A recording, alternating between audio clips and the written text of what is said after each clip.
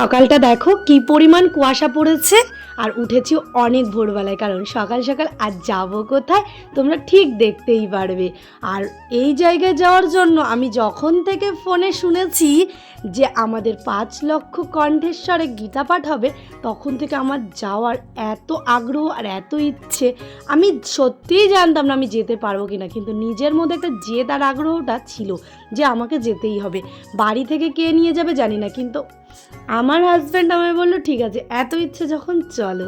তো রেডি হয়ে চলে গেছিলাম। কিন্তু সত্যি বলতে অন্যদিন সকালবেলা উঠতে এত ঠান্ডা লাগে, আর সেদিন যাওয়ার জন্য এত এক্সাইটেড ছিলাম যে ঠান্ডা দূরে চলে গেছে। ব্যাগের মধ্যে এত পোশাক আশাক নিয়ে গেছি, সেগুলো নিয়ে গিয়ে সেগুলো তো পরাই হয়নি, শুধু বয়ে বয়ে নিয়ে যাওয়া হয়েছে। আর সকালে টিফিন করে নিয়ে খেয়ে গেছিলাম বাড়ি থেকে। ওখানে গিয়ে বাইরের কিচ্ছু খাইনি, কারণ বাইরের খাবারের মধ্যে সব মাছ মাংস মেশানো থাকবে, ওই কারণে আমি একদমই খাওয়া পছন্দ করিনি।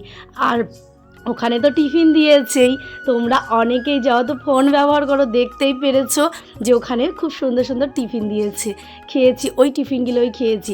আর রাস্তায় যখন ধর্মতলায় মোড়টায় নেমেছি, এত ভালো লাগছিল, কি অপূর্ব লাগছিল বলে বোঝানোর জন্য না। মানে সবার মুখে মুখে গীতার বাণী আর জয় শ্রীরাম বলতে বলতে আমরা কিন্তু এগোতে লাগলাম।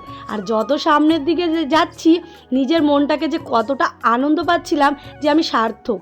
আমি কাছ থেকে গুরুজিদের দেখতে পাইনি, কারণ আমি যখন গেছি তখন আমার সামনে প্রায় 5 লাখ মানুষের ভিড় ছিল, তাই তাদেরকে পেরিয়ে যাওয়াটা আমার পক্ষে সম্ভব ছিল না।